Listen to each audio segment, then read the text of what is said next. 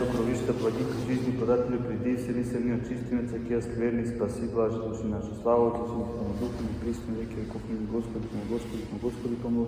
Молитвам се того апостола Матеј, сей се те Господи, се Христе Боже наш, помилуй нас. Амин. Денеска ќе почнеме со 5-та глава од Евангелието според Матеј и тука се гледа една од карактеристиките на ова Евангелие, бидејќи раскажувањата за настаните што се случиле во време на Христовиот живот се пресечени со неколку долги беседи на Господи Исуса Христа. И прва од тие беседи во Евангелието е она што го нарекуваме беседа на гората.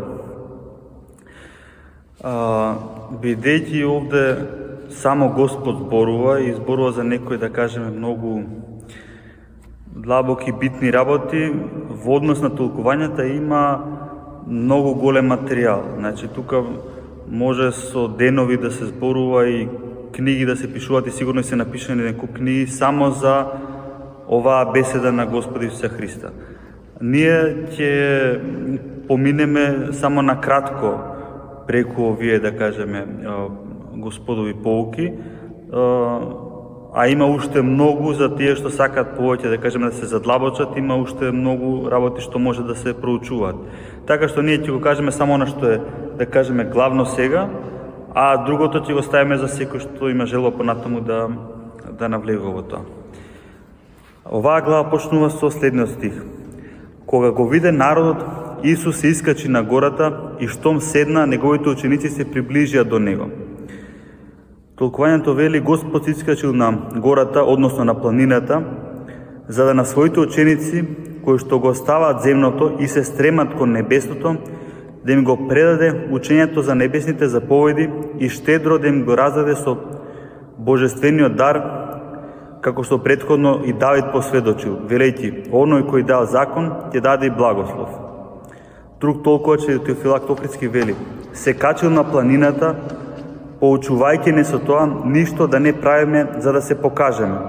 Кога сакаше да поучува, тој не воспитува да се оддалечуваме од шумот за времето на поуката. Значи, тука се качил на некаква гора, планина, која што не била многу висока, меѓутоа била сепак осамено место. Народот се приближил за да види чудо, а учениците за да чујат поука. Затоа, за извршување на чуда и исцеление на телото, тој ги лекува и душите, за ние да се поучиме дека он е творец и на душите и на телата. Во смисла дека, освен видливите чуда кои што ги лекува телата, им дава на луѓето и поуки. Господ се искачува на горно место, за и другите да ги повлече со себе, но толпите народ немаат сили да се искачат, а на учениците што го следат, тој не стоечки, туку седејќи, на некој начин смалувајќи се во растот, им го упатува словото. Тоа е затоа што тие не можеле да го сватат во блескотот на неговото величие. Затоа тој се смирува, на некој начин како да се смалува, преносна смисла. Некои од нашите попрости браќа, врз основа на буквалната смисла, сметаат дека блаженствата и останатото што следува од тоа, Спасителот ги изрекол на Елеонската гора, односно на Маслиновата гора. Но тоа воопшто не е така, затоа што од она што претходи и од она што следува се гледа дека тоа место се наоѓало во Галилеја. Ние сметаме дека тоа е или Таворската гора или некоја друга планина. Бидејќи по завршувањето на неговото слово, Евангелието продолжува кога Исус влезе во Капернаум. Ова е чисто да кажеме некој, условно кажано, технички детал, дали било на една географска или друга географска локација оваа беседа, што нам не е од најголемо значење, но за луѓето кои што тоа ги интересира, и тоа е опфатено во овие толкувања. Вториот стих вели, и откако ја отвори својата уста, ги поучуваше велејќи. Толкувачот прашува, зошто е додадено ја отвори својата уста? Се чини дека тоа е излишно, но не е, бидејќи тој поучувал и без да ја отвара устата. На кој начин? Преку својот живот и чудата. А сега тој поучува отворајќи ја устата. Ги поучувал говорејќи, ги поучува не само своите ученици, туку и народот, а почнал со блаженствата, слично како што и Давид почнал со блаженствата. мислејќи на тоа дека првиот псалм од псалтирот почнал со зборовите блажен е оној човек. И затоа вели Давид, односно псалмопевецот, започна со блаженството. И сега почнуваат Христовите зборови. Блажени се бедните по дух, зашто нивно е Царството небесно. За ова кратка реченица има стварно обемни толкувања, ние само нешто на кратко ќе кажам врска со тоа. Да забележиме дека да кажеме бедните на некоја, да кажем, поархаична варијанта од јазикот, може би појасно. Ние и денеска го користиме зборот беден за оној кој што е сиромав, но првенствено е тоа смислата, сиромашни по дух. И многу пати ние се прашуваме што значи тоа да биде човек беден или сиромашен по дух. Секако не звучи како нешто позитивно. Меѓутоа, толкувачите велат дека тоа се однесува на смирението. Вели свети Теофилакт Охридски, Господ го поставува смирението како основа на животот. Како што Адам паднал поради гордост, така и Христос не подига преку смирение. Бидејќи Адам се надевал да стане Бог. Скрушеност на душата, тоа се бедните по дух. Значи, едното толкување дека се работи за длабоко смирение и скрушеност во душата. Меѓутоа има и други објаснувања. Свети Васили Велики на прашањето кои се сиромашни по дух, вели: бидејќи Господ на едно место кажува зборовите што ви кажувам јас се дух и вистина, а на друго Светиот Дух ќе ве научи на се и ќе ви спомне за се што сум ви говорил, и понатаму тој нема да зборува од себе. Следува од тука дека сиромашни по дух се оние кои осиромашеле не заради нешто друго, туку по учењето на Господа кој рекол: оди, продај го својот имот и раздаде го на сиромашните. Но и оној што ја прима сиромаштијата што го снашла и се управува себе си по волјата Божја, како Лазар, и тој не е туѓ на блаженствата. Значи, друг толкувач објаснува дека може сиромаштијата да се однесува и на некоја побуквална смисла. Светот Васили Велики на друго место кажува: не секогаш и не секое сиромаштво е за пофалба, туку само кога е примено со евангелска цел и доброволно. Затоа што многумина според материјалното богатство се сиромашни, но според желбите се мощне желни за богатство. Нивната сиромаштија не ги спасува, туку нивните желби ги осудуваат. Затоа не е блажен оној кој што е сиромашен, туку оној што ја предпочита заповеста Христова пред светските ризници. Таквите и Господ ги нарекува блажени, велејќи блажени се сиромашните по дух. Не сиромашните по имот, туку оние кои од се срце го избрале сиромаштвото. А оно што е доброволно, оно што не е доброволно, тоа не ги прави блажени. Затоа секоја добродетел, а првенствено пред сите други сиромаштвото, се одликува со изгледот на слободниот избор, односно карактеристична особина е тоа што е секоја добродетел доброволна. Значи, некој може да го најдат некакви животни услови да биде сиромашен, не се однесува автоматски на него тоа за блаженството. Ова е слично како она што предходно зборувавме кога Господ ги повикува апостолите и тие се сиромашни, некој ќе каже како тоа тие оставиле секога, воопшто немале ништо, и таму толкувачите исто нагласуваат дека тие ги оставиле и своите желби за богатство. Така што тука повторно се повторува тоа. И следно толкова се надоврзува на тоа. Знаеме дека има многу сиромашни, но тие не се блажени само затоа што се сиромашни. Секого од нас прави блажен не неопходноста на сиромаштијата, туку верата во благочестивото сиромаштие. Ние знаеме дека многумина се сиромашни од светски богатства, а сепак не ги оставиле своите гревови, па затоа и се туѓи на верата во Бога. Нив очигледно не можеме да ги нарекуваме блажени. И затоа треба да се појасни кои се тие блажени за кои што говори Господ кога вели: блажени се сиромашните по дух, зашто нивно е Царството небесно.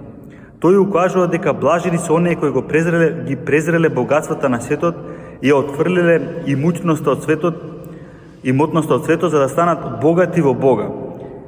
посакале да станат сиромашни во светот. Тие, иако на светот му изгледаат сиромашни, за Бога тие се богати. Тие трпат во светот, но се богати за Христа. Понатаму уште едно интересно толкување од светот Николај Охридски Жички. Блажени се бедните по дух, зашто нивно е Царството Небесно, вели нашиот Господ Исус Христос. Многумина ги збунува тоа.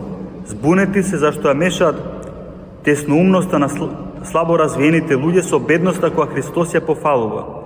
Духовната бедност или скрушеноста на духот е особина на најдобрите умови кои што воопшто постоеле на светот. Тоа е сознание на својата ништожност пред величието Божјо, сознавање на својата гревовност во споредба со чистотата на Творецот, сознание на својата целосна зависност од безграничната моќ на Господа. Царот Давид велел за себе: "Јас сум црв, а не човек", во 21 псалм. А царот Давид не бил теснouмен, не бил слабоумен, напротив, тој бил богат и гениален ум. Неговиот син, премудриот Соломон, пишува: "Надевај се на Господа со сето свое срце и не се потпире на својот разум." Тоа значи да се биде беден по дух, секогаш да му се доверуваш на Бога, а да не си веруваш себе си. Блажен оној кој во состојба искрено да исповеда: "Мојата сила е немоќна, мојот разум е жалосен, волјата моја е несигурна, Господи, помогни ми." Беден по дух е оној светец кој што како апостолот Павле може за себе си да каже дека не знае за ништо друго освен за Исуса Христа. Беден по дух е оној учен кој што слично на Њутон познава дека неговото незнаење е бесконечно поголемо од неговото знаење. Беден по дух е оној богаташ кој што како богатиот Јов вели: "Гол дојдов во овој свет, гол ќе си заминам од него." Сите апостоли, светци и праведници со многуте милиони благочестив народ Божи биле во овој свет како бедни и заради тоа станале, согласно со Божјото ветување, наследници на Небесното Царство.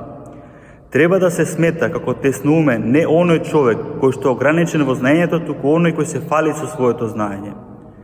Духовната бедност е диаметрално спротивна на гордоста и самопофалбата. Од глупата поглупава гордост и од погубната самопофалба да не чува Христос, кој ги пофалува бедните по дух. Ќе продолжиме со следниот стих кој вели: "Блажени се оние кои што плачат, зашто тие ќе се утешат." Се мисли на оние кои плачат за своите гревови, а не за нешто од нивниот живот. Рекол оние кои плачат, односно тоа се работи за несвршена форма од глаголот, тоа значи дека плачат секогаш, а не само еднаш. Плачат не само за своите гревови, туку и за гревовите на ближните. Тие сега се утешуваат, бидејќи оној кој што плаче за гревот на другиот, тој духовно се радува уште тука, а таму во Небесното Царство уште повеќе. Свети Васили вели на прашањето каков плач да си наложиме на себе си, за да се удостоиме со блаженството. Одговор: ова прашање се заклучува во прашањето за тагата по Бога, тоест кога плачеме за гревовите или за оскрбувањето на Божјата чест, затоа што човек што го престапува Божјиот закон, тој безчествува. Или заради опасната состојба на некој што се наоѓа во грев, бидејќи е кажано душата која греши ќе умре. Во што го подражаваме оној што рекол: "Плачам за мнозина кои погрешиле порано и не се покајале", а тоа е апостолот Павле во своето второ послание до Коринтијаните. Исто и за овој стих има уште многу нешто што може да се каже, но ова е само накратко нешто изложено. Следниот стих, зборовите Господи велат: "Блажени се кротките, зашто тие ќе ја наследат земјата." Тука јасно е дека има еден, да кажеме така, контраст во овие блаженства. Блажени се кротките, бидејќи зашто тие ќе наследат земјата. Затоа што кротките во овој свет се оние кои што не се борат за својот имот. Спротивно од тоа се оние луѓе кои што се грабаат за нешто да стекнат. И вели Господ, оние кои што се кротки, кои што не се грабаат, тие се оние што ќе стекнат најмногу, тие се оние што ќе наследат земјата. Свети Теофилакт Охридски вели: некои под земја ја подразбираат духовната земја, односно небесата, но ти разберија и оваа земја. Како што кротките обично биваат сметани за презрени и лишени од значење, односно беззначени, затоа тој тука вели дека тие првенствено веќе имаат се, затоа што кротките не се оние кои што сосема не се гневат, бидејќи се лишени од разум, туку оние кои што имаат гнев, но се воздржуваат, а се гневат тогаш кога е потребно. За ова повторно ќе се спомне. Кротките се истите луѓе кои што се бедни по дух. Ова е друго толкување. Тие исповедајќи ја својата бедност, кротко стојат пред Бога и пред луѓето. Својата благосостојба не се ја припишуваат на себе, туку на Бога. Ако се случи дури да ги затворат во затвор, тие не роптаат на Бога, туку во несреќата живеат умерено, благодарејќи му на Бога. Со другите луѓе се однесуваат снисходливо. Им се покоруваат на властите, еднаквите не ги презираат, од помалите не се гнасат, никогаш не се вознесуваат и не завидуваат. Ете ги особините на кротките луѓе. Трет толкувач вели: ќе завладеат со земјата, односно со срцето, а оние кои се предаваат на гнев ќе бидат одведени во плен од нивната земја. Ова е од светиот Јован Лествичник, кој што во преносна смисла го гледа овој стих, каде што под зборот земја го подразбира срцето. А оние кои што се, спротивни на кротките, а се тие кои што се предаваат на гнев, тие ќе бидат одведени во робство од нивната земја. И уште еден толкуваш, Блажен Августин вели: сметам дека ова е онаа земја за која се говори во псалмите. Ти си мојата надеж и мој дел во земјата на живите. Ова е во 141 псалм, но во неколку псалми се спомнува земја на живите. Затоа што таа означува некоја трајност и неизменливост на вечното наследство, каде што душата преку доброто расположение буквално наоѓа успокојување на своето место, како што и телото на земјата, каде што се храни со својата храна, како што и телото се храни од земјата. Тоа е покој и живот на светите. Кротките се оние кои се повлекуваат пред нечестивите луѓе и не му се противат на злото, туку го победуваат злото со добро. Затоа оние кои се далеко од кротоста и спорат и се судираат за земните и минливи нешта, затоа тие се спротивни на кротоста, оние кои што се расправаат, се караат, се препираат за земни и за минливи нешта. Блажени се кротките, бидејќи тие ќе наследат онаа земја од која што не можат да бидат протерани. Следното блаженство вели: блажени се гладните и жедните за правда, зашто тие ќе се наситат. Свети Теофилакт Охридски кажува: кога сакал да говори за милосрдието, тогаш пред се Господ покажува дека е потребно приопштување кон праведноста и да не се дава милостина од она што е грабнато. Правдата треба да се бара со голема усрдност, затоа што тоа значат зборовите гладните и жедните, бидејќи користолюбивите се представуваат дека живеат во изобилство и во ситост. Затоа тој кажува со што е поправедно да се наситуваат и тука, бидејќи тие со својот имот располагаат без опасност. Тука од една страна кажува дека треба најпрвен да се бара Божјата правда и гладите и жедта служат тука да ја опишат ревноста на луѓето по таа Божја правда. И затоа ги упатува и оние кои што се врзани за материјалното и ги нарекува тука користолюбиви, бидејќи тие, денес особено е тоа видливо, се представуваат како живеат во изобилство и во ситост, не се гладни, јадат убави јадења, одат на убави места, но толкувачот им кажува што е попаметно за нив да прават и од што е подобро да се наситуваат, затоа што во тој случај тие ќе имаат наследство кое што е сигурно и без опасност да биде одземено. Следниот толкувач, свети Атанаси Велики, кажува: гладни и жедни за правда ги нарекува оние кои творат правда со усрдност и со силна желба. Тие, како што е кажано, ќе се наситат и тука, затоа што се задоволни и со малку, а уште повеќе во идниот живот, затоа што таму секогаш ќе пребиваат со Христа, каде што нема ниту тага, ниту воздишка. Следниот толкувач Свети Лука Кримски вели: во вечниот живот, во Царството Божие, ќе ја најдат онаа правда која што толку малку ја има на земјата. А жедните за правда знаат дека тежината на неправдата е основа на немилосрдноста на еден кон друг. И уште еден толкувач Светот Симонов Богослов вели: нека се испита секој себе си дали е гладен и жеден за Божјата правда, затоа што оне што го бара Бога не може да не биде гладен и жеден за правда, бидејќи самиот Бог е правда и тој се именува сонце на правдата. Значи гладниот и жедниот за правда, тој е гладен и жеден за Бога. Само Бога го сака и гори од љубов само за Него единствениот. Сето останато, светот и се што е во светот, го смета за отпад, според кажаното од апостол во посланието до Филипјаните.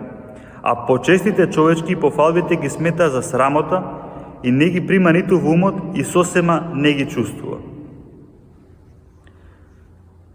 Следниот стих од Евангелието кажува: блажени се милостивите, зашто тие ќе бидат помилувани. Првиот толкувач вели: милосрдноста може да се покаже не само со имотот, туку и со зборови. И ако некој нема ништо, тогаш и со солзи. Тие стекнуваат милост и туку од луѓето, милосрдните се мисли, стекнуваат милост и туку од луѓето, бидејќи оној кој што вчера покажувал милост, ако денес бива лишен од се, ќе најде милосрдие од страна на оние на кој што им помагал, но особено за тоа ќе му помогне Бог после неговата кончина, односно после неговата смрт. Следно толкувач вели: блажени се милостивите. Милостив е оној што го милува ближниот и со тоа што самиот го добил од Бога, или со пари, или со храна, или со сила, или со полезно слово, или со молитва, ако има милост да го помилува оној кој што бара, кој што проси од него, сметајќи се сами од себе си за должник, бидејќи тој добил повеќе од она што се бара од него, тој покажува помош. И мислејќи на тоа дека се удостоил слично на Бога да биде наречен милостив, бидејќи ние за Бога вериме дека е милостив, и човекот што покажува милосрдие се удостојува со такво едно возвишено, да кажем, именување, и е наречен милостив од Христа и во сегашниот век и во идниот век. Тој гледа дека оној кој што бара, кој што проси од него, во него го гледа самиот Бог, како самиот Бог да бара нешто од него и како самиот Бог да станува негов должник. Сиромашниот може да живее и без тоа што го бара од оној кој што дава милостиња. Но без тој да биде милостив според можностите, не може да биде жив и да се спаси. Бидејќи ако не сака да се смилостиви на сличниот на себе си по природа, тогаш како моли од Бога, Бог да се смилува над него. Значи, дури вели толкувачот Свети Петар Дамаскин дека како ние да имаме поголема потреба од тие што просат, отколку тие од нас. Вели, тие ќе добијат помош од друга страна и ќе живеат, но ние без да стекнеме таква милосрдност во нашите срца не можеме да стекнеме живот, особено не вечен живот. И вели, кога ние на сличните како нас не му кажуваме милост, како бараме Бог кој што е многу повишен од нас и меѓу Бог и нас, да кажем, има една провалија во однос на битијата, како ние очекуваме тој да покаже према нас милост, кога ние према сличните од нас не сме милостиви. Размислувајќи за ова и за многу друго, оној кој што се удостојува со исполнување на оваа заповед, го дава не само она што го има, туку и душата своја ја дава за ближниот, затоа што во тоа се состои совршената милостиња. Како што и Христос претрпел смрт за нас, покажувајќи ни пример и ние да умираме еден за друг. И тоа не само за пријателите, туку и за непријателите, кога ќе дојде време или кога ќе има потреба за тоа. Ова се спомнува и на многу други места за нашата љубов и грижа кон непријателите. И тоа се гледа особено, завчера го славевме светиот првомаченик Стефан во последните негови зборови, кај што во последните мигови од својот живот тој се моли на Бога да не им го прима за грев тоа што го каменуваат, оние што го биваат. И тоа не е, да кажеме, кај светителите се разбира, верувам, а денеска бидејќи многу е расширено тоа некој нешто да прави за показ, само да се покаже пред другите, може би и пред себе, а тоа не го мисли на вистина. Кај светот апостол Стефан и кај другите светители кои што така се молеле, тоа не е така. Тоа не е за показ, него тие покажувале таква ревност за Бога, почувствувале таква љубов кон луѓето, што дури и за своите непријатели, за своите убијци се молеле. Тоа мислам дека уште на некое место се спомнува тука, така што ќе го зборуваме пак. Уште еден толкова Свети Симеонов Богослов вели: кои се милостивите? Оние ли кои им даваат пари на сиромашните и ги хранат? Не се станува милостив само со едно дело. Треба при сето тоа да се има срдечна милост. И оние милостивци кои што осиромашеле заради љубов кон Христа, кој осиромаше заради нас, да тие таквите немаат што да им дадат на сиромашните, тие си спомнуваат за сиромашните, за вдовиците, за сираците, за болните и неретко, гледајќи ги, се јадосуваат од жалост за нив и плачат, уподобувајќи се на Јов во Стариот Завет, кој што велел за себе: јас за сите немотни плачев. Односно во книгата Ов е напишано: зар не сум плачал за оној кој што беше во зло, зар не тагуваше душата моја за сиромасите? Гледаме какви во Стариот Завет се покажува истото. Не се тие што се за добар пример, да кажеме светците Божи, не се грижат само за себе си и за своите ближни, туку и за сите луѓе. Таквите кога имаат нешто, со искрена радост им помагаат на оние што имаат потреба, а кога немаат им даваат убедливи поуки за тоа што помага за спасение на душата. Покорувајќи му се на словото на оној кој што рекол: без лукавство се научив и без завис предавам. Ја предавам науката, го предавам оно што се научил.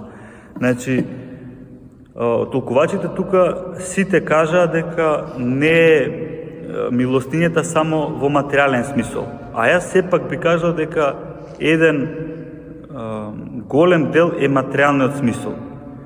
Затоа што и во материјалното и во нематеријалното се огледа нашата добра намера. Значи, не треба да се изостави едното или другото. Не треба да кажеме: ете, човекот има потреба од мене, но јас нема да му помогнам со материјалното што можам да го направам, туку само ќе се молам за него или само ќе му дам зборна поука. Напротив, кажуваат светителите дека оние кои што имаат можности материјално да помогнат, треба да помогнат материјално, и дури и тоа не би било доволно ако таа материјална помош не е пропратена со срдечно сочувство од внатре. И затоа некаде сум слушнал некој да кажува, вели, кога помагаш на некој, даш милостиња, да ја лично во смисла да го видиш човекот. Затоа што кога човек го гледа оној кој што има потреба од милостиња, се менува неговото срце.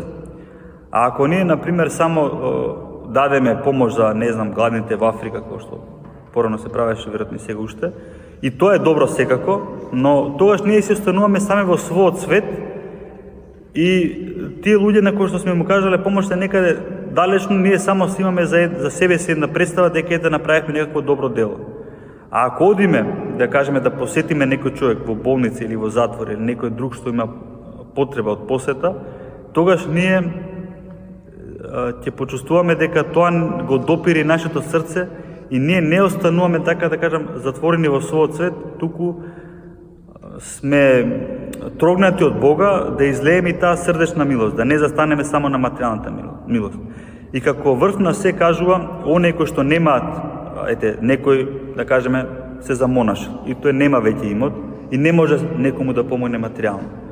Тој се моли за некого и со молитва помага, а некој друг кој што има, да кажеме, дар за тоа, дава и поука. Значи, И затоа светителите во неколку места го сретнав тоа дека и поуката ја кажуваат како дел од милосрдието. И затоа беше и последната реченица од Свети Симонов Богослов, кој што цитира од Премудроста Соломонова, вели: без лукавство се научив и без завист го предавам она што го научив.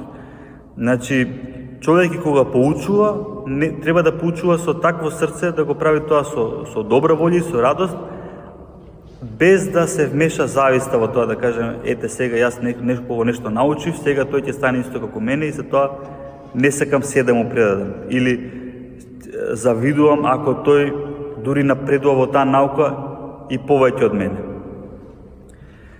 Следниот стих од Евангелието вели: блажени се чистите по срце, зашто тие ќе го видат Бога. Свети Теофилакт Охридски толкува: многумина, само да го видов зборот грабаат, па да се навртам само претходно, каде што со една кратка реченица беше тоа спомнато, а сметам дека е суштински битно. Свети Теофилакт Охридски вели да дават милостиње луѓето не од она што го грабнале, од она што го украле. Затоа што денеска може да се случи тоа, да некој човек на нечестен начин стекне некаква материјална корист и тој ќе каже: еве се јас ќе давам милостиња. Тоа не би можело да се смета милостиња, затоа што тоа не е стекнато на честен начин. Значи тоа не би можеле да важат овие сите благослови за нешто што е стекнато на штета на некој друг. Тука за стихот блажени се чистите по срце, светиот Теофилакт Охридски вели: многумина не грабаат, туку се милосрдни, но тие имаат некој друг грев, тие блудничат или нешто друго прават со што се покажуваат нечисти. Па така Христос заповеда при другите добродетели да се запазува и чистотата и целомудреноста, не само на телото, туку и по срцето. Бидејќи без светост или чистота никој нема да го види Господа. Како огледалото, доколку е чисто, тогаш ги одразува формите, така и созерцанието на Бога и разумот на Светото Писмо и се достапни само на чистата душа. Значи, кога кажува Господ, блажени се чистите по срце, се смета дека немаат никаква, да кажеме, дамка од грев. Тоа значи чистота на срце. И Свети Василий Велики има едно кратко објаснување на прашањето кои се чистите по срце.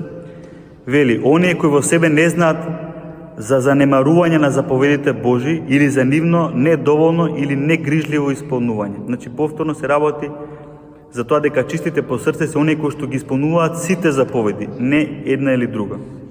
Свети Атанаси Велики кажува: бидејќи оно што го очисти своето срце од секое страшно расположение, во својата убавина го гледа образот на Божјата природа, а душевната чистота е доволна за тоа како во гледало да се изобрази Бог во себе. Следниот толкова Свети Лука Симферопolски вели: самиот Бог ќе го видат оние во чие срце нема нечистотија, нема мрска и гнасна лага, нема блуд, нема клевета, нема омраза, чии срца секогаш се спокојни, чисти и кротки. Следниот толкувач вели Серафим Саровски или Саровски: ние будно треба да го чуваме своето срце од непристојни помисли и впечатоци, според зборовите: чувај го срцето свое, зашто од него се изворите на животот. Од будното чување на срцето во него се раѓа чистота, за која е достапно гледањето на Господа според уверувањето на вечната вистина, односно на Господ Исуса Христа. Блажени се чистите по срце, зашто тие ќе го видат Бога. Значи, сите толкувачи кажуваат дека треба човек да е сосема чист по срце, за да може да се огледа во него Господ. Дури некои кажуваат дека она што го читаме ние од книгата на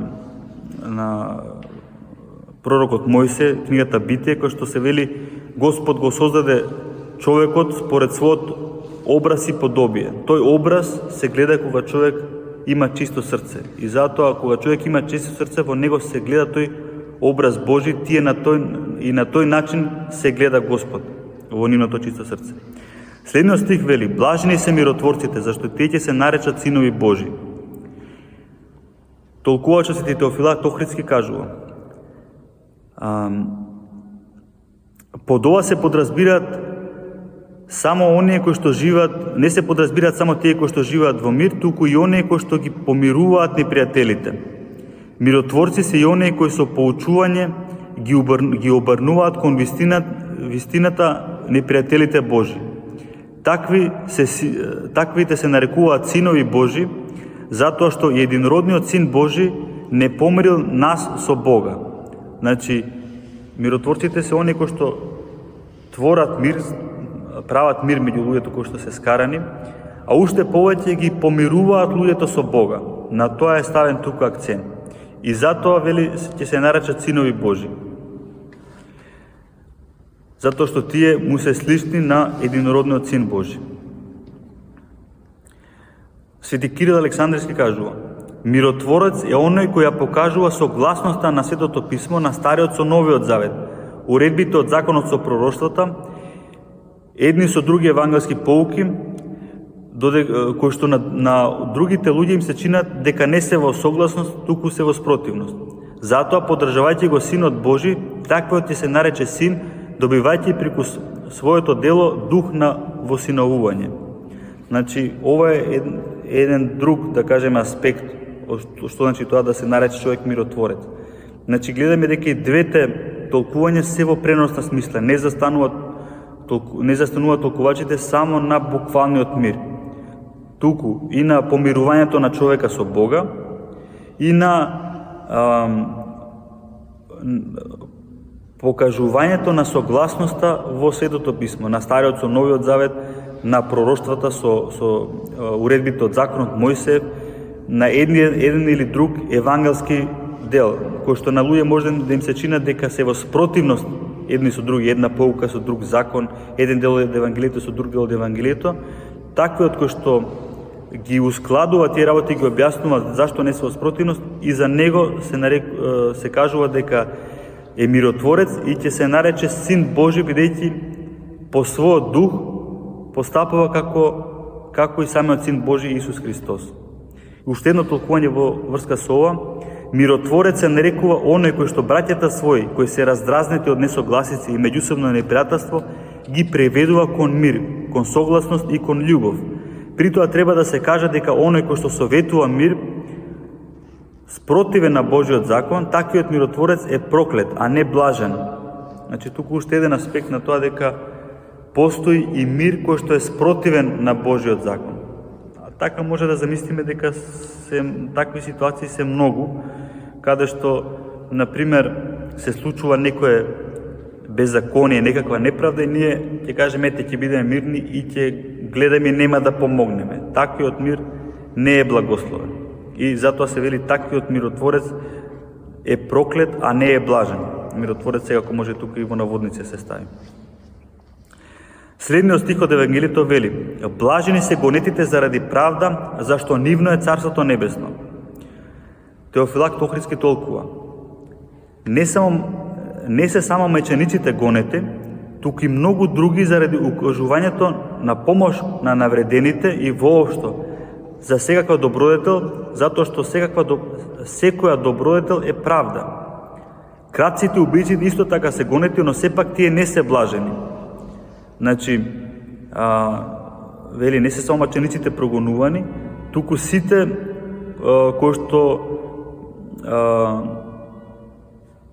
кои што покажуваат некаква добродетел. Блажени се гонетите заради правда. Со зборот правда го изедначува и зборот добродетел.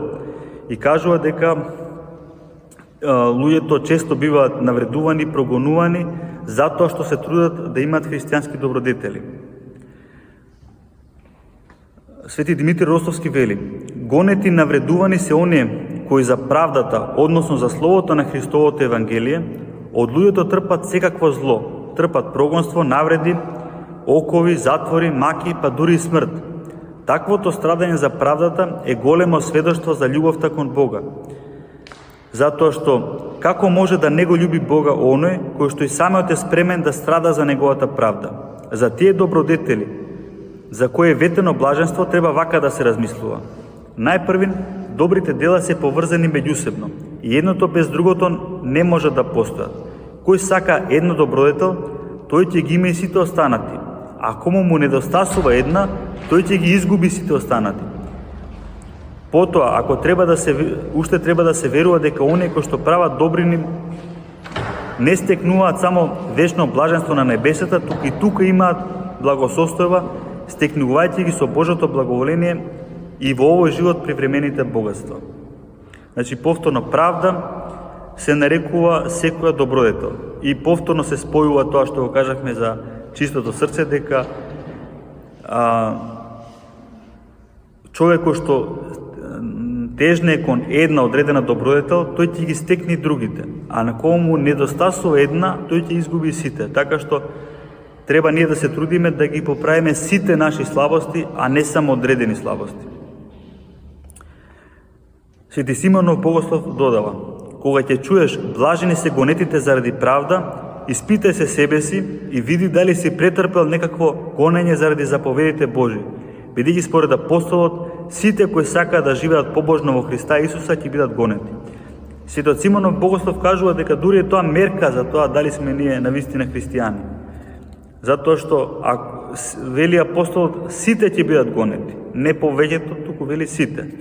И ни кажува според тоа колку трпиме прогони заради Божјата правда, заради Божјите добродетелите, според тоа може да видиме и колку сме близко до Бога.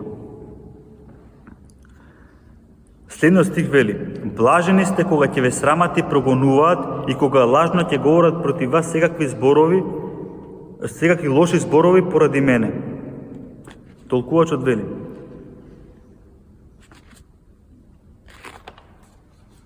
Свети Теофилак Тохридски. На крај Господ им говори на своите апостоли, покажувајќи дека да се трпат лоши зборови им е својствено пред се на учителите. И секој неправедно наклеветен заради мене. Не е кажано просто оној кој што неправедно е наклеветен или гонет, туку само оној кој што е гонет заради Христа и лажно. Во спротивен случај тој е несреќен, бидејќи за многумина служи како соблазна. Ова се кратки зборови, но следното тукување го дополнува и го објаснува ова што го прочитавме.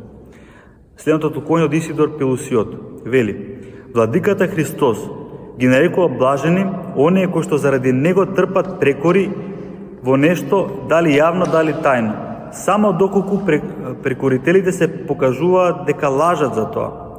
Затоа треба да се знае дека за достигнување на највисокото блаженство треба да биде соединето и едното и другото. И тоа да се трпи заради Христа, и тоа разгласуваното за нив да се покаже дека е лажно. Ако го нема едното или другото, тогаш не е толку полезно, иако сепак ова носи некаква полза. Бидејќи, доколку трпиме заради Христа, трпејќи заради Христа, доколку чуеме за себе си нешто што е лошо, меѓутоа што е вистина, ние е потребно да се срамиме од тоа. Па затоа, заслужувајќи одобрение за едното, за тоа што сме приврзани кон Христа, во другото сме разобличени како грешници. Ако пак трпиме, но не заради Христа, нешто кога за нас се зборува лажно, тогаш ќе добиеме награда за трпението, но нема да го достигнеме најголемото блаженство, кое би го добиле доколку бидат соединети и едното и другото.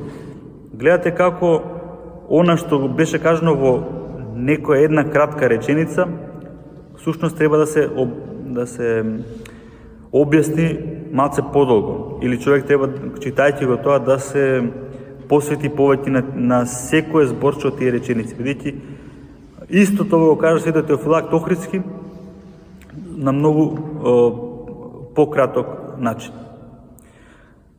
Следниот стих од Евангелието вели: Радувајте се и веселете се, зашто голема е вашата награда на небесата, така ги гонеа и пророците кои беа пред вас.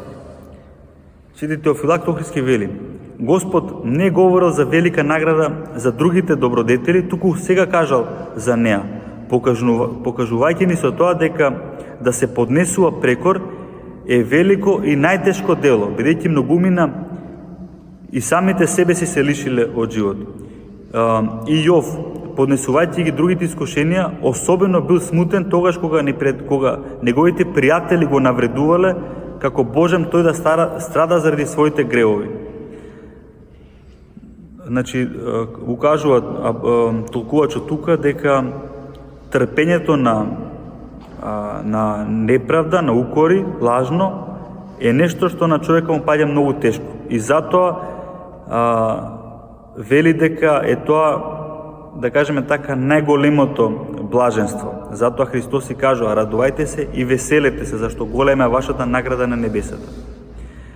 За да не помислат апостолите дека ќе бидат гонети за проповедање на нешто друго, што е спротивно на учењето на Христа, Господ ги утешува, велејќи дека и пророците пред вас ги гонеа заради добродетелите. Затоа во нивните страдања вие имате утеха.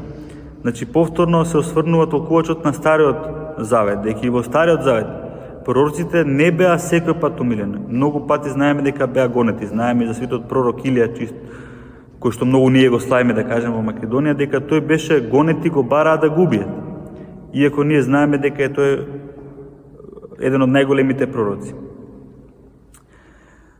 Свети Јован Кронштадтски вели: померата за тоа како праведниците заради својата праведност трпат навреди, прогони, лишувања, така им се зголемува нивната награда на небесата. Тука често тие се лишени од се, а таму добиваат се во изобилство: нетлена слава, нетлен венец, неисцрпна ризница, непрестано веселие, бесконечно царство, кој да даде Господ сите да го добиеме преку штедростите и човеколюбието на неговиот единороден син. И уште едно толкување Свети Симеонов Богослов. Зошто после се Господ ги спомнува прогонетите и навредуваните и со власт им заповеда велејќи: радувајте се и веселете се.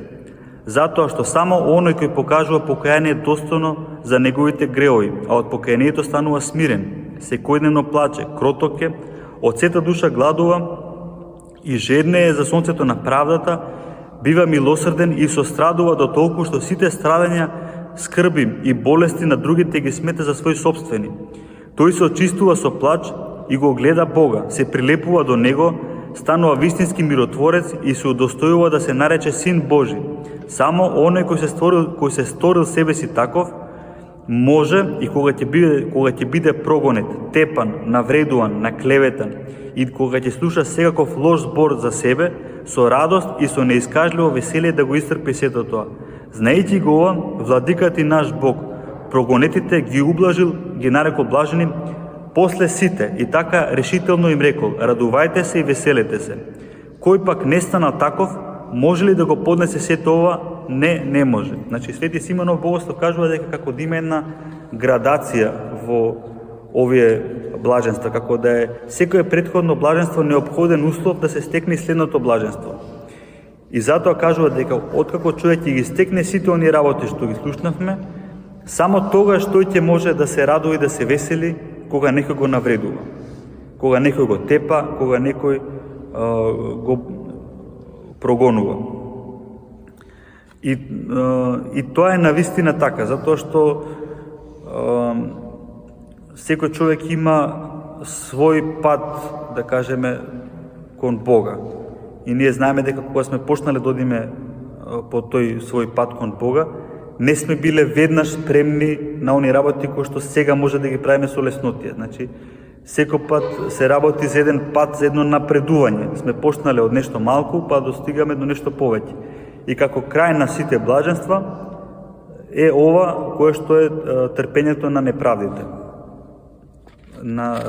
Односно, трпењето на лажните клевети заради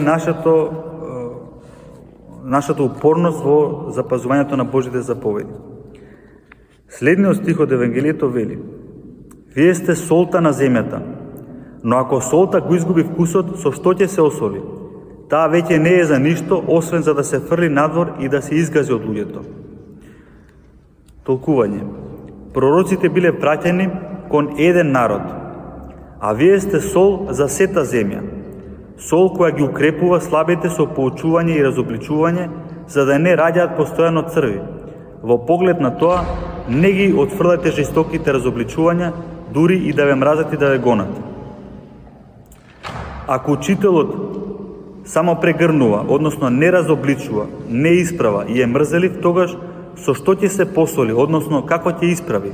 Тој тогаш треба да биде лишен од учителскиот чин и изгазен, односно подложен на презир. Значи, тука ни се кажува дека ова за солта на земјата се однесува првенствено на оние кои што се учители и кои што ја осолуваат целата земја, за разлика од пророците во Стариот Завет кои што беа испратени само кон еден народ. Во Новиот Завет апостолите и нивните следбеници се испратени кон сите луѓе, кон целата земја. И вели, поучуваат со разобличување, за да не раѓаат постојано црви. Се мисли на тоа дека порано нели уште се користи солта како начин да се конзервира некое месо, за да не се појават црви во него. И затоа вели дека осем, да кажеме, некое благо поучување, потребни се и укори и разобличување и да биде духовникот не мрзлив во тоа. Затоа што ако стане мрзлив и не ги исправа луѓето, тогаш што е сличен на сол, што веќе не соли и никому нема потребна и таквот се исфрла и се погазува.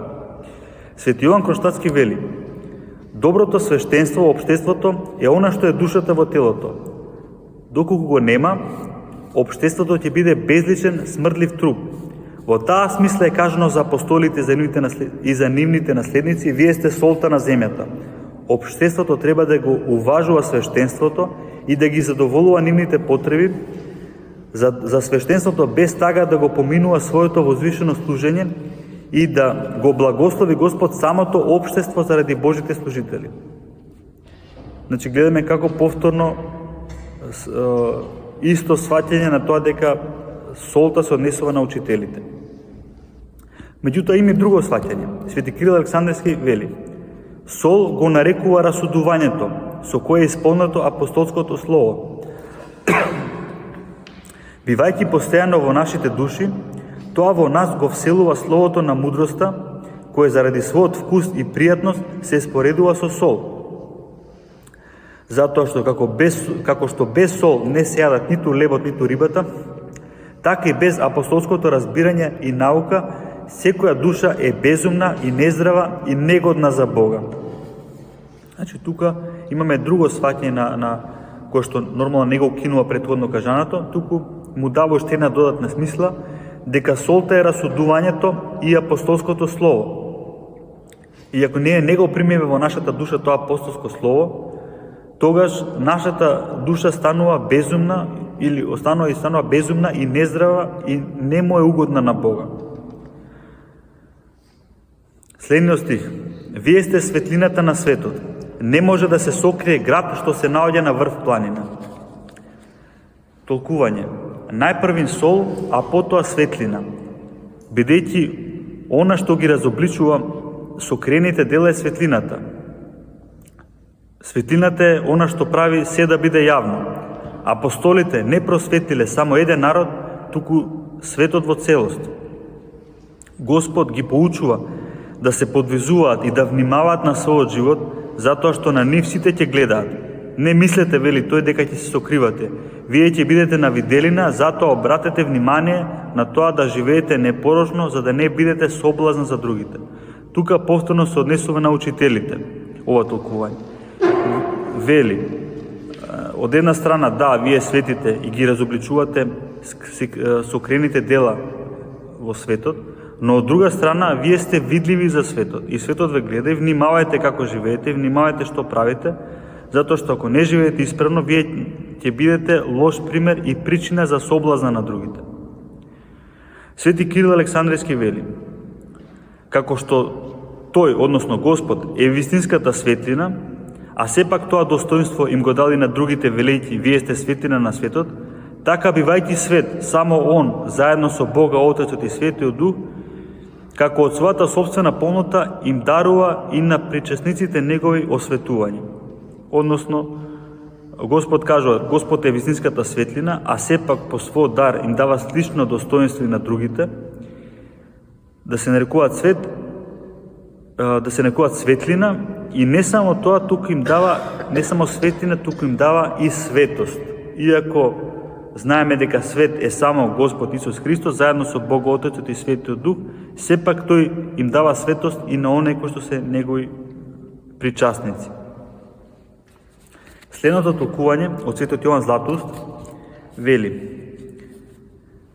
не треба да се биде полезен само за себе, туку и за другите, како што покажал Христос, кога нас не нарекол сол, квасец и светлина.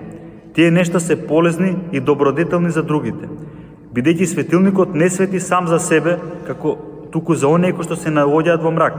И ти си светилник, не само за ти да се ползваш со светлината, туку да го раководиш заблудениот. Каква е користа од светилникот, доколку тој не му свети на оно што се наоѓа во мрак?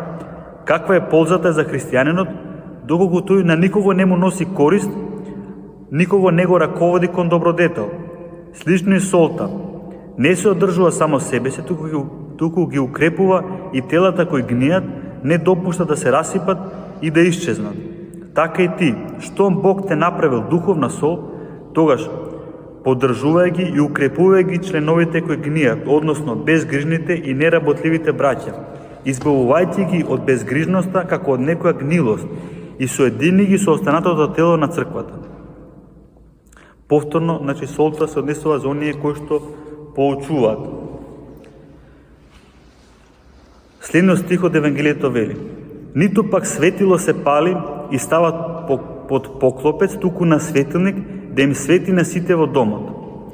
Толкување: јас, вели, ја запалив неизгасливата светилка на благодата. Нека биде дел од вашиот подвиг тоа, светлината на вашиот живот да им свети и на другите. Свети Теофилакт Охридски. А Свети Јероним Стридонски вели: Спасителот учи на верност во проповедањето, за апостолите да не се кријат од страв и да не станат слични на светилник кој што стои под сад, заради мерење на зрната, туку со полна слобода да се предадат на тоа, да го возгласуваат од крововите она што го слушале на тајне место. И уште еден стих од Евангелието за денес: така нека свети пред луѓето вашата светлина, за да ги видат вашите добри дела и да го прослават вашиот Отец кој е на небесата. Толкување: не рекол покажувајте ја својата добродетел, бидејќи тоа е неубаво, туку нека свети. Таа самата нека свети на тој начин што и непријателите да гледаат и да се восхитуваат и да ве прославуваат не вас самите, туку вашиот Отец небесен. Затоа кога правиме добро, треба тоа да го правиме за слава Божја, а не за наша слава. И уште едно толкување од Свети Јустин Полјански: овие зборови првенствено се однесуваат на апостолите и на нивните наследници, на пастирите и учителите на Светата Црква Христова, кои пред тоа се наречени сол на земјата и светлина на светот. Но и секој вистински христијанин, озарен и просветлен од Христовата светлина, кој поседува рајско срце, треба во својата средина да биде како запален светник кој им свети на сите што го окружуваат. За сите кои што ги гледаат неговите добри дела, да ги подражаваат и на таков начин да го прославуваат нашиот небесен Отец.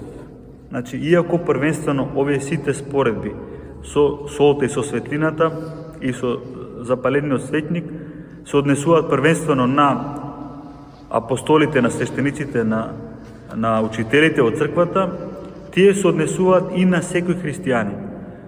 Бидејќи секој христијанин е во својата средина една светилка, која што не треба да се кажува толкувачот, не треба самите да се фалиме ние со своите добродетели, туку едноставно кога живееме добродетелен живот, не може луѓето а да не го видат тоа.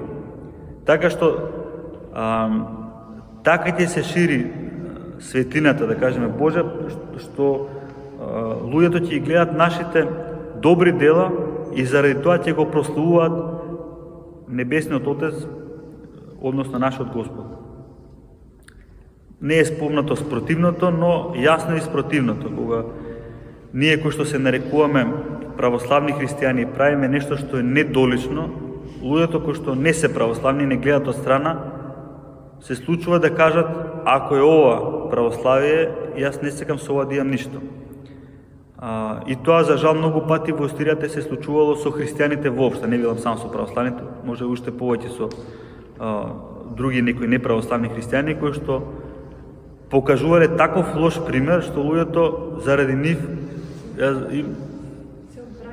се одвраќале, го замразувале и Бога, затоа што имало таков некој случај каде што кога дошле некои колонизатори во некоја земја и прво дошла војската и направила ршум, кога дошле после некои свештеници да проповедаат и не знам за која сега, мислам дека може би беа некои шпанци и дошле некои свештеници да проповедаат и им проповедаат на луѓето за Царството Небесно. Вика, ќе има ли во тоа Царство Небесно шпанци? Ќе има. Не сегам додам. Бидејќи нивното искуство со тие луѓе било горко. Така ќе биде со нас. Некој што, да кажеме, не е запознан со верата, а не гледа нас како постапуваме, ако ние сонесуваме недолично, нема да оставиме добар пример и нема да се фали, туку ќе се куди името Господово. А ако ние оставиме добар пример, тогаш ќе се слави името Господово. Затоа се вели да ги видат вашите добри дела и да го прослават вашиот Отец кој е на небесата. Толку јас имам спремно за денеска. Дали имате нешто сакате да прашате, нешто се појасни, нешто да кажете во што со ова? Ви кажам, ова е обемен материјал и стварно, кога ќе види човек колку толкување постојат, може да се занимава, да не кажем, и цел живот само со толкување на овој дел. Но ете, ние дадовме само една, да кажеме така, да кажем така, скица, слика, брзо нацртана за она што не упатуваат овие зборови од Евангелието.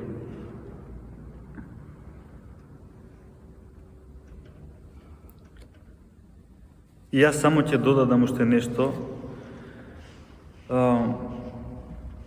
Овој цел дел тука, скоро цел дел е составен од Христови зборови.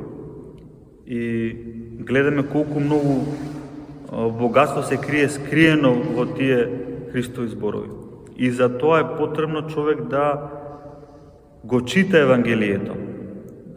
Затоа што денеска, за разлика од други времиња, сите сме писмени и самото Свето писмо ни е лесно достапно на разбилив јазик, на мајчин јазик.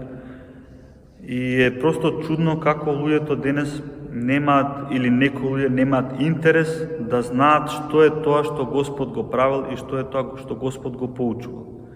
Ние да не бидеме такви, да се трудиме да го, не само да го прочитаме еднаш Светото писмо или повеќе пати, туку и секој ден помалце да ги читаме Евангелијата, да го читаме Новиот Завет, затоа што секој пат ќе наоѓаме нова и нова поука, како што вие и многу добро знаете. Секој пат кога ќе ги прочитаме овие зборови, ќе најдеме и некоја друга и нова смисла. И никој пат не може да се случи такво нешто да кажеме, ете сега, се прочитав, секоја смисла ми е јасна, сега ми е доволно. Не постои такво нешто, туку секој човек во својот живот по Христа се предава, да кажеме така, на едно бесконечно восовршување, на бесконечна радост од близината од поуките Божи. Ако не...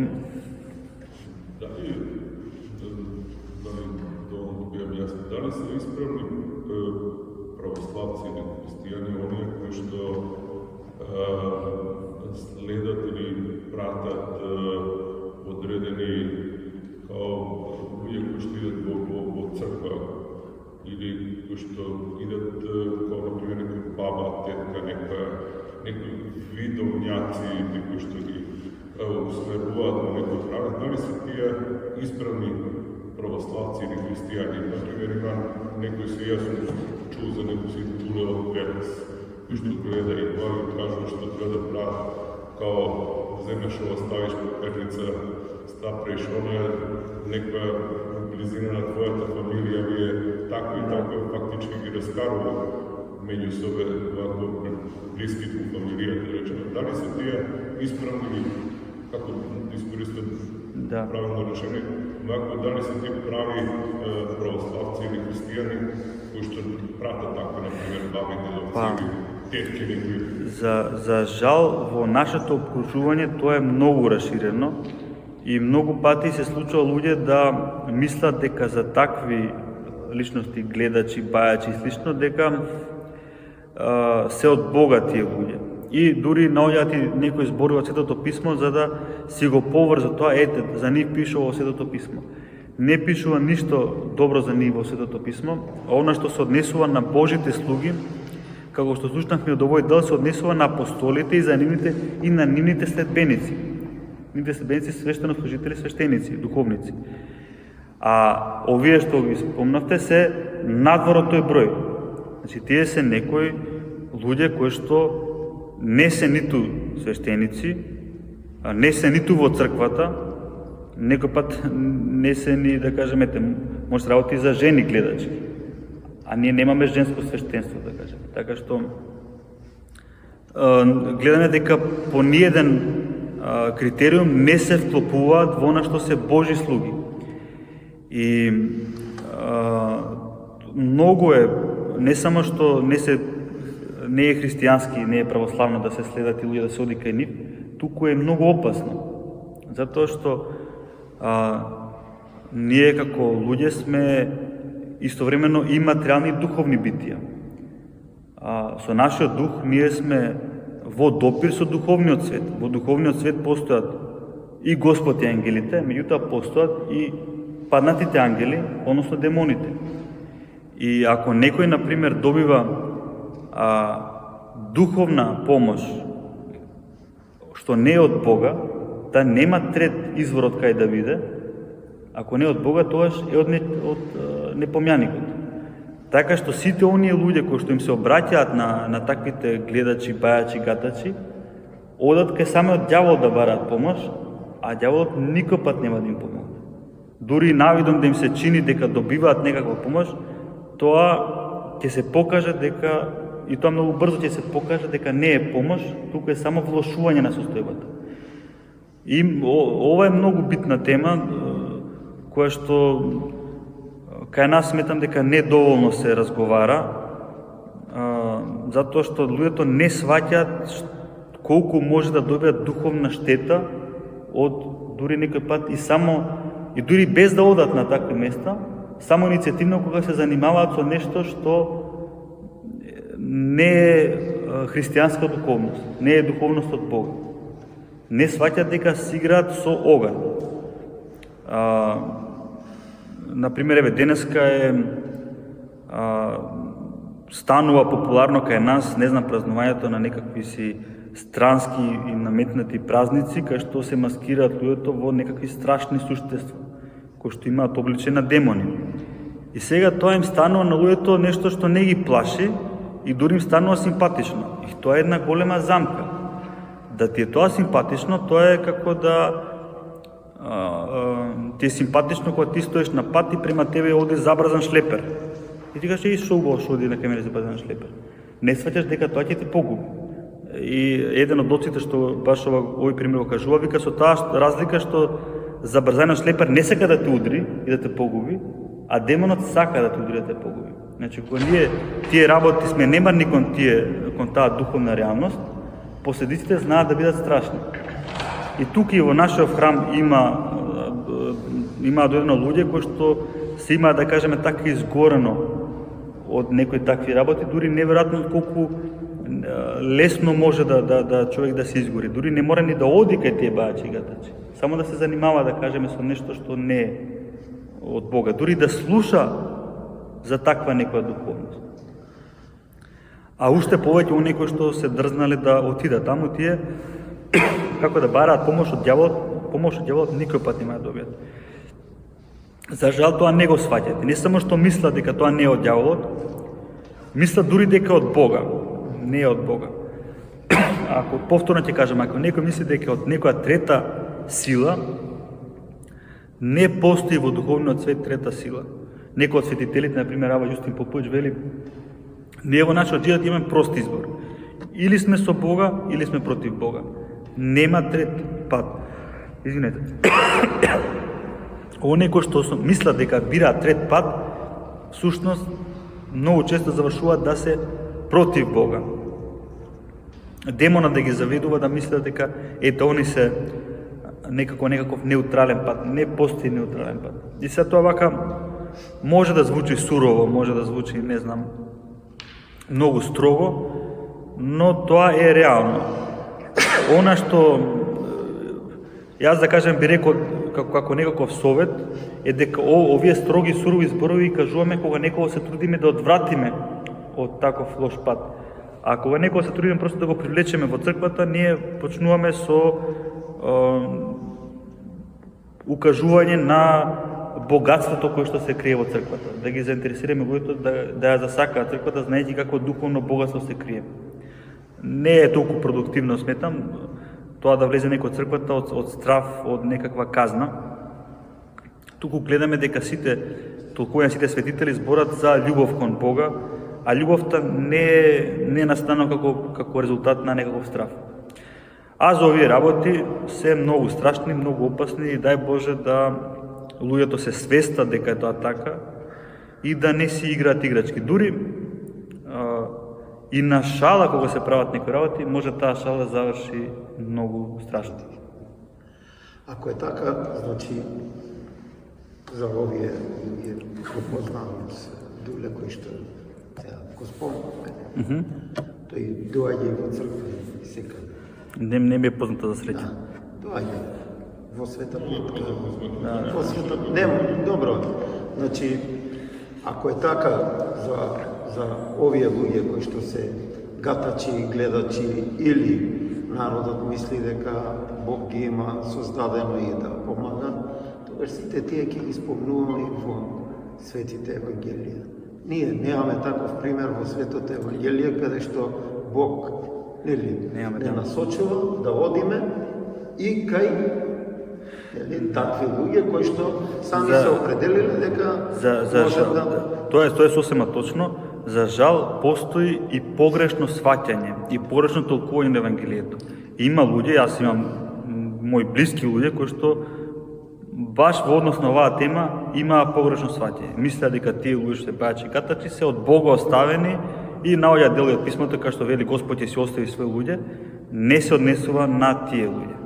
Тие не се Божи луѓе и затоа треба да се знае дека и затоа ние на пример правиме вакви толкувања затоа што не сите работи што ги пишува Евангелието се јасни сами по себе. Толку така учи. Значи и моето одење на Света Гора или почесто одење.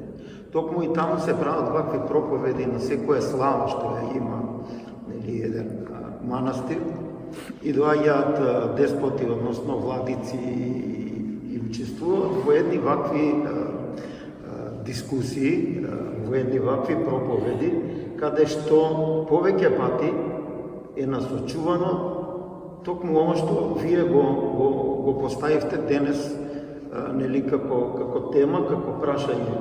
Насочува да се избегнуваат такви само наречени проповедници или спасители на нашето добро, за нашето добро. Значи, може би е убаво да се најде начин и во дел од овие нашите кружоци што ги правиме, да се разговара дека вербата во гатачи, мислам дека еднаш разговаравме дали не овде во храмот, него надвор од храмот, токму за ова дека тоа е веќе работа која што треба подхитно да се исфрли и... Знаете како, значи, јас би сакал да кажеме некако да се исфрли таа работа, меѓутоа не очекувам дека тоа ќе се случи, затоа што многу заблуди останале присутни со векови. И оваа исто заблуда останува присутна со векови, тоа е опасно нешто, треба да се зборува, само што ние, например, кога се собираме, осем ако нема некој повод, некој прашање, не го спомнуваме тоа мислејќи дека сите знаат дека тоа е лошо. И ние се насочуваме на тоа да зборуваме за таа ризница на православната вера за која што спомнав пред малце. Значи, ние за тоа не ги рачунаме дека тие постојат, осем некаде ако се спомне за нив. Меѓутоа, не сите луѓе знаат и тоа точно, треба да се дознае тоа и на Света Гора, знам дека зборуваат, например, и старец Пајс имаше доста работи кажано од него и записи ворска со тоа. На македонски многу пати се проповедало, се објавувале книги, текстови и ќе има потреба понатаму тоа да се прави. Не значи дека ние ќе направиме некој огромен напред, одеднаш се ќе исчезна. Не, мислам, дај Боже да е така, ама не сум до Не толку. исчезнало ништо, теднаш така да и ова. Па знаете како, например, видете, има да речеме Свети Васили Велики од 4 век, има разобличување на хороскопот, така. И ние слушавме во претходните толкувања, кај што се спомнуваат звезди и така натаму небесни тела, слушаме како светите оци од најраните векови кажуваат колку е бизарно тоа да човек мисли дека неговата судбина одредува некое небесно тело. Ми човек ќе помисли дека кога сите светци толку многу збореле и пишувале, дека тоа е веќе нешто надминато, а не е. Во нашата средина, во секој не знам, весник, интернет сајт, нешто, нон-стоп има некој хороскоп и луѓе го гледаат. Дори јас пред некој ден бев на една црквена прослава и после таа црквена прослава со некој човек што таму го запознав, во краток разговор дознав и што е во хороскоп, така. И прашањето обично кога се запознаваш, што се во хороскоп? И одговараме или не? Да. Значи таа заблуда не е останала, мислам не е исчезнала, останала со толку векови, со толку светители што зборувале, така што мислам дека ние ќе треба да најдеме начин да постојано тоа го, да кажеме,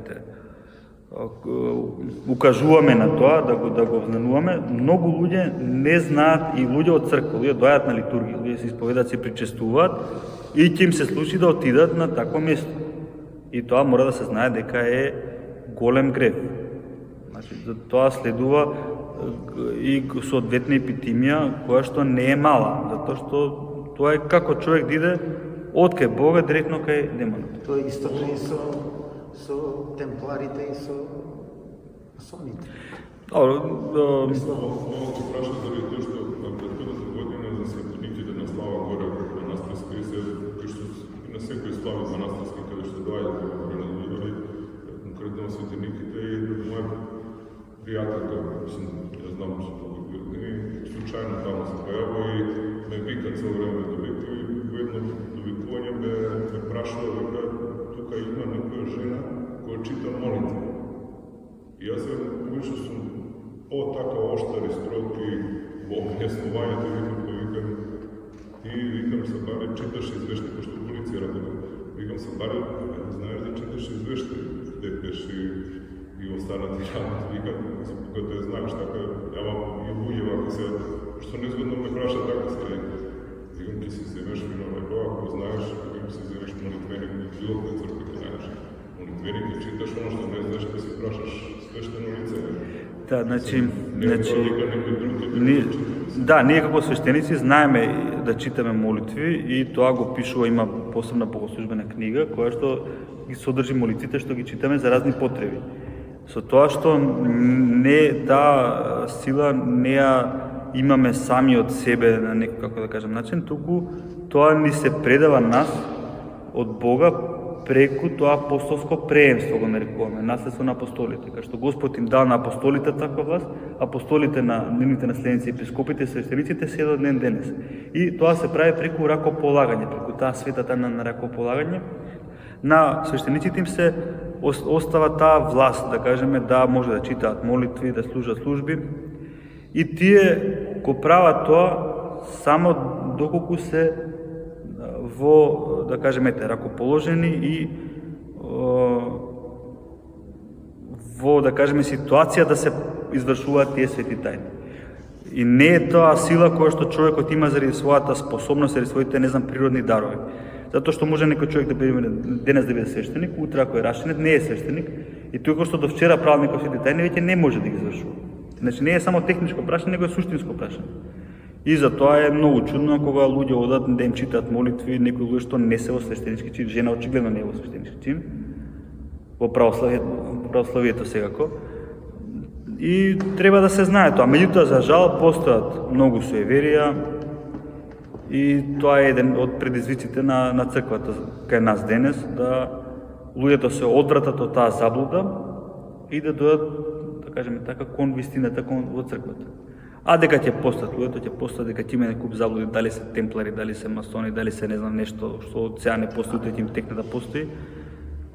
Тоа мислам дека на сите ни е горе-доле јасно. Ако има некоја нејасна работа, луѓето разговараат со свештеник, се поучуваат, да кажеме, дејќи во црква и така очекувам дека ќе се свестат луѓето.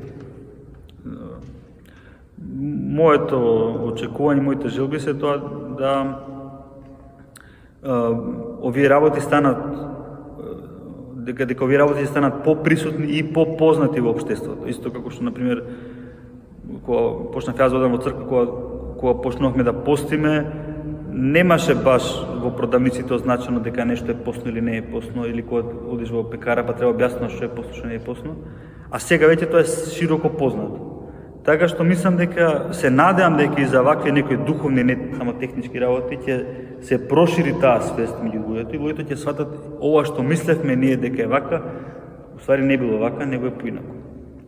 И за тие луѓето ако читат, например, Свето писмо се спомнати и жена со гледачки дух, и некој таму магесник кој што сакал да за пари да ја купи благодата Божја. Значи тие работи не отсуствуваат од Светото писмо.